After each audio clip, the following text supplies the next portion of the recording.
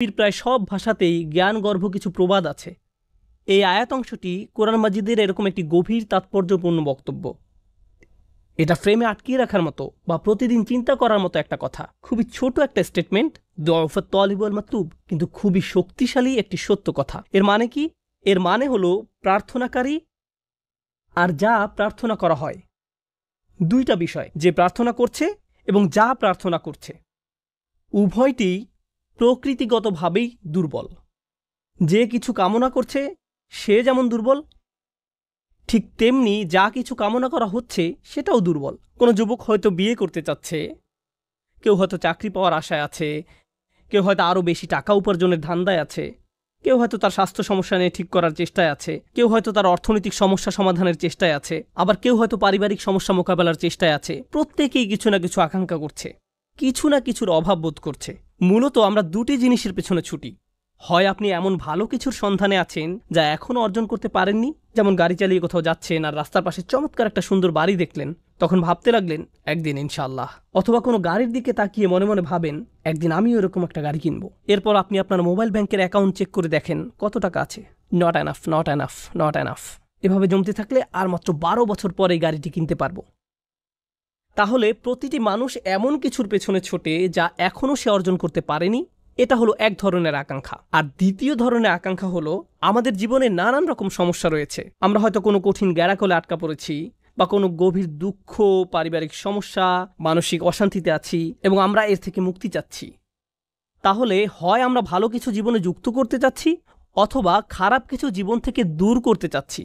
সংক্ষেপে বলতে গেলে মানব জীবনের সকল চেষ্টা মূলত দুটো বিষয়কে কেন্দ্র করেই। এখন আল্লাহ বলছেন, যেহেতু তোমরা সব সময় কিছু না কিছু পাওয়ার ইচ্ছে করছো, তাই তোমরা দুর্বল। তোমরা দুর্বল।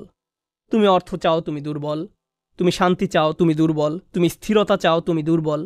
তুমি নিরাপত্তা চাও, তুমি দুর্বল। তুমি সুখ চাও, তুমি দুর্বল। তুমি সামাজিক পদমর্যাদা চাও, তুমি দুর্বল। তুমি ডিগ্রি চাও, তুমি দুর্বল। তুমি বিয়ে করতে চাও, তুমি দুর্বল।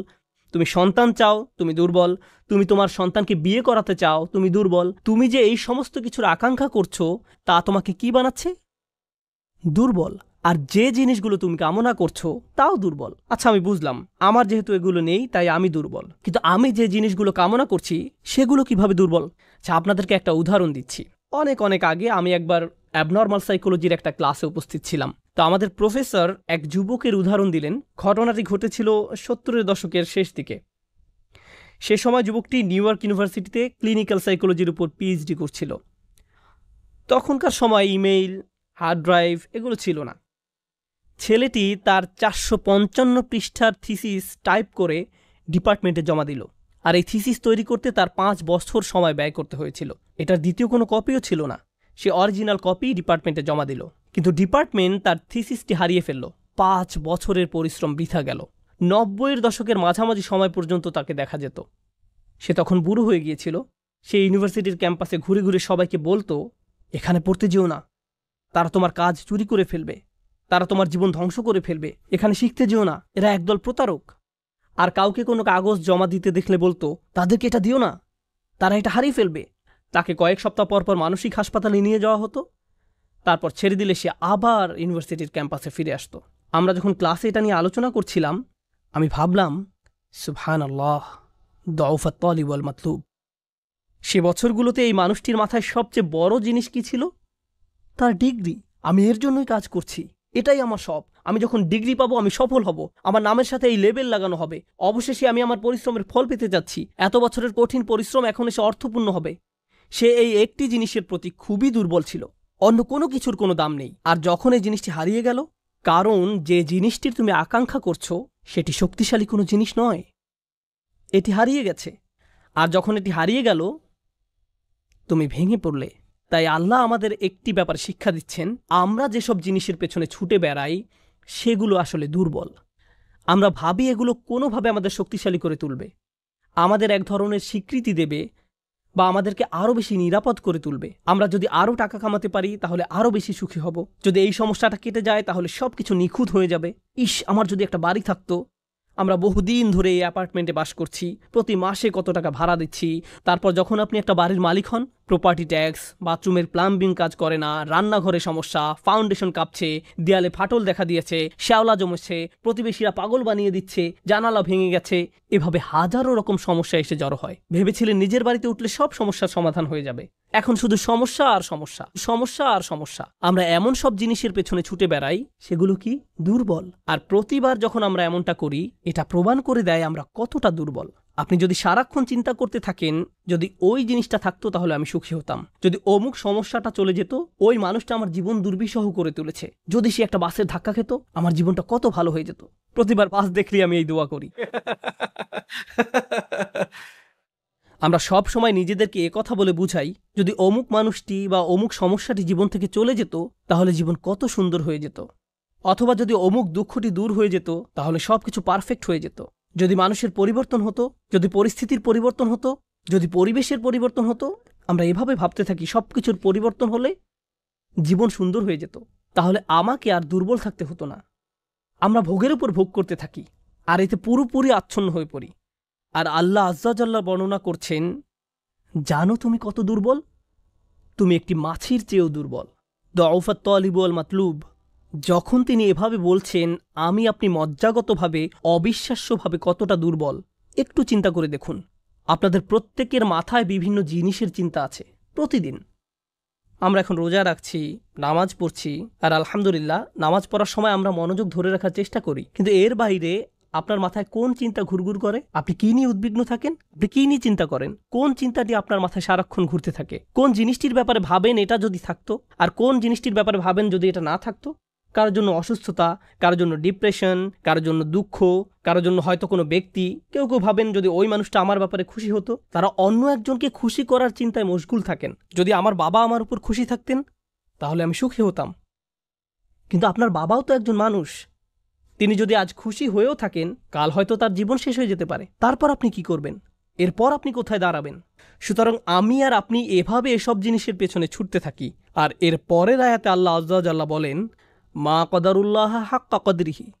তারা আল্লাহকে যথাযথ মর্যাদা দেয় না। ইন্নাল্লাহ কওয়িয়্যুন আজিজ।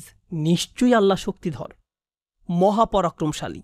তুমি দুর্বল, কিন্তু আল্লাহ সর্বশক্তিমান। তিনি আরও বলেন, তোমরা আল্লাহকে যথাযথ মর্যাদা প্রদান করনি।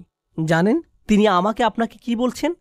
তিনি বলছেন, তোমরা বিভিন্ন জিনিসের পেছনে ছুটবে, তোমরা বিভিন্ন মানুষের পেছনে ছুটবে, তোমরা এই দুনিয়ার যত কিছুর পেছনেই ছুটো না কেন, এর প্রতিটি জিনিসের একদিন সমাপ্তি হবে। এর প্রতিটি জিনিস দুর্বল। এই কারণে তুমিও দুর্বল হয়ে পড়েছ। এই জন্য তুমি বারবার দুঃখ ভারাক্রান্ত হয়ে পড়ছ। ফলশ্রুতিতে তুমি বারবার ক্ষতির সম্মুখীন হচ্ছ। কিন্তু শেষবারের মতো যখন তুমি এই সিদ্ধান্ত গ্রহণ করবে, তোমার যত চাওয়া পাওয়া আছে তার মাঝে সবচেয়ে বড় চাওয়া পাওয়া হলো তোমার মালিককে খুশি করা, যখন তুমি সব কিছুর উপরে আল্লাহর সন্তুষ্টিকে প্রাধান্য দাও, যখন তুমি সত্যিকার অর্থে তোমার অন্তর থেকে এটা করতে পারবে, একমাত্র তখনই, যেহেতু তিনি শক্তিধর। জানেন আল্লাহ এইমাত্র আমাদের শেখালেন, যখন তুমি দুর্বল কাউকে পেতে চাও তখন তুমিও দুর্বল হয়ে পড়ো। কিন্তু তুমি যদি আল্লাহকে চাও, যিনি শক্তিধর এবং মহাপরাক্রমশালী, তাহলে এটা তোমাকে কেমন করে তুলবে? এটা তোমাকেও শক্তিশালী করে তুলবে। আর যখন তুমি শক্তিশালী হয়ে উঠবে, জীবনে বিভিন্ন জিনিস আসবে যাবে, কিন্তু তোমার শক্তিমত্তার কোনো কমতি হবে না। যে জিনিসের পেছনে তুমি ছুটছো তা ভেঙে পড়ার কারণে তখন তুমি আর ভেঙে পড়বে না, কারণ তুমি দুনিয়ার এসব তুচ্ছ জিনিসের চেয়েও অনেক অনেক উচ্চ একজনের সন্তুষ্টির অন্বেষণ করছো। আমি বলছি না যে আপনি এই দুনিয়ার কোনো কিছু চাইতে পারবেন না, কিন্তু আয়াতটি আমাদেরকে একটি ব্যাপারে শিক্ষা দিচ্ছে। আমরা যখন এসব পার্থিব বিষয় কামনা করব, আমরা বুঝবো যে এগুলো দুর্বল। পার্থিব এসব বিষয় জীবনে আসবে যাবে, কিন্তু আমরা কখনো আল্লাহকে হারাতে পারবো না। লক্ষ্য করুন, মানবজাতির ব্যর্থতা হলো যখন তারা পার্থিব কোনো জিনিস পেতে ব্যর্থ হয়, তারা আল্লাহকে ভুলে যায়। তাদের চাওয়া পাওয়ার জিনিসটি না পেলে তারা নামাজ পড়া ছেড়ে দেয়। তারা যা চায় তা যদি না পায়, তারা এভাবে বলে, এভাবে দোয়া করার অর্থ কি? তারা যখন তাদের আকাঙ্ক্ষার বস্তুটি পায় না, তখন দুঃখ হতাশা একেবারে ভেঙে পড়ে এবং বলে, আমি তো আল্লাহর সাথে কথা বলার শক্তিও পাচ্ছি না। এমনটি ঘটার কারণ হলো, সমস্যায় পড়ার পূর্বে আল্লাহর সাথে তাদের বন্ধন শক্তিশালী হয়ে ওঠেনি। যদি সে বন্ধনটি আগে থেকেই বর্তমান থাকতো, যেমন মূল যদি শক্তভাবে গাঁথা থাকে, তাহলে ঝড় এলে এদিক ওদিক দুলতে থাকে, সম্পূর্ণ ভেঙে পড়ে না, মূলের উপর দাঁড়িয়ে থাকতো। আর ঝড় চলে গেলে আবার ফল দেয়া শুরু করত। এরকম একটা উপমার কথা কোরআনে অন্যত্র এসেছে, আসলুহা সাবিত ওয়া ফারউহা ফিস সামা। লা ইলাহা ইল্লাল্লাহ হলো এমন একটা বৃক্ষের মতো যার শেকড় মাটিতে এবং শাখা আকাশে উত্থিত। এটাই ঈমানের শক্তি। এই আধ্যাত্মিক শক্তির ধারণাটি আরও পরিষ্কার করার জন্য আমি আপনাদের নিকট একটা উদাহরণ পেশ করব। শক্তিকে আমরা বিভিন্ন জিনিসের সাথে সংযুক্ত করি। আমি বহু বছর আগে একটা ঘটনা নিয়ে কথা বলছিলাম, কিন্তু এখন এটি আমাকে অনুপ্রাণিত করে। যুক্তরাষ্ট্রের নিউ অর্লিন্স অঙ্গরাজ্যের একটা পরিবারের একটা ঘটনা। পরিবারটা ছিল অনেক ধনী, তাদের গাড়ি ডিলারশিপের ব্যবসা ছিল, তাদের দোকান ছিল একেবারে সমুদ্র সৈকতের পাশে। তারা দামি দামি গাড়ি আমদানি করত এবং বিক্রি করত। এরপর হ্যারিকেন ক্যাটরিনা আঘাত হানল। ক্যাটরিনা এসেছিল বিশাল জলোচ্ছ্বাস নিয়ে এবং এর ফলে তাদের কেনা সকল গাড়ি ভেসে গেল। একমাত্র লেক্সাস এলএস মডেলের একটা গাড়ি বর্তমান ছিল এবং পরিবারটা এই গাড়িতে করেই হ্যারিকেন আক্রান্ত এলাকা থেকে পালিয়েছিল। দুর্যোগ শেষ হওয়ার কয়েক মাস পরে স্টেটের সব কিছু খুলে দেওয়ার পর আমি আবার তাদের সাথে দেখা করতে গিয়েছিলাম। যে পরিবারটি মাসে প্রায় 2 কোটি টাকা আয় করত, তারাই এখন সেই লেক্সাস গাড়িতে করে পিজা ডেলিভারি দিচ্ছে। পরিবারটি এখন এই কাজ করছে। এক ব্যক্তির পিজা দোকানের জন্য তাদেরকে হায়ার করা হয়েছিল। মা বাবা দোকানে পিজা বানাতো আর ছেলে লেক্সাসে করে সেই পিজা ডেলিভারি দিত। আমি যখন এটা দেখলাম, কল্পনা করতে পারেন অন্য কেউ যদি এরকম পরিস্থিতিতে পড়তো, অন্য কোনো মিলিয়নিয়ার যদি এভাবে দেউলিয়া হয়ে যেত, তাদের কি হতো?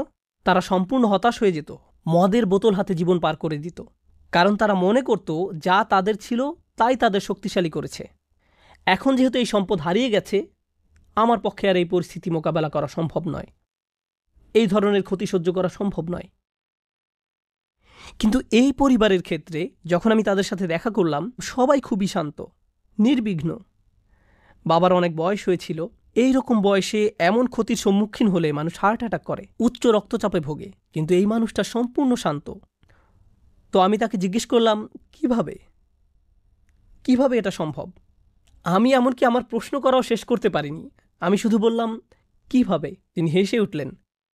তিনি বললেন, যখন ব্যবসা ভালো ছিল আমি সারাক্ষণ ফোনে ব্যস্ত থাকতাম। শিপমেন্ট এসে পৌঁছেছে কিনা, পেমেন্ট দিতে দেরি হচ্ছে কিনা, কার কি ডেলিভারি দেওয়া প্রয়োজন, কাস্টমার খুশি কিনা, ট্যাক্সের হিসাব ঠিক আছে কিনা, কর্মচারীদের সমস্যা, অমুক সমস্যা, তমুক সমস্যা, এসব কারণে আমি কোনো মতে জুমার নামাজে উপস্থিত হতে পারতাম কোনো রকমে। কিন্তু এখনও তো টেবিলে খাবার আছে, এখনও তো আমাদের মাথার উপর ছাদ আছে, আর এখন আমি নিশ্চিন্তে মসজিদে গিয়ে নামাজ আদায় করতে পারি। আর সকালে ঘুম থেকে উঠে আমাকে কিচ্ছু নিয়ে ভাবতে হয় না, একমাত্র আমার রবকে মনে করা এবং তার কৃতজ্ঞতা জ্ঞাপন করা ছাড়া। আমার আসলে মনে হয় আমার জীবন শেষ হওয়ার পূর্বে আল্লাহ আমাকে সহজ জীবনের এই নিয়ামত দান করেছেন। সেই বাবা এটাই বলেছিলেন, কোনো সাধারণ মানুষের পক্ষে এভাবে কথা বলা সম্ভব নয়। আপনি যদি এমন কথা অন্য কোনো ব্যবসায়ীকে বলতেন, সে বলতো এই লোকটার মাথা নষ্ট হয়ে গেছে, তার সকল সেন্স নষ্ট হয়ে গেছে। আর এই জন্যই এখন সে তার মাথায় এই পরিস্থিতির একটা যৌক্তিকতা খুঁজে নিয়েছে। আপনাদেরকে একটা কথা বলছি, একজন মানুষের পক্ষে কেবল তখনই এভাবে কথা বলা সম্ভব যখন সে বুঝতে পারে যেসব জিনিসের পিছনে সে ছুটছে তা দুর্বল। কেবলমাত্র আল্লাহই শক্তিশালী।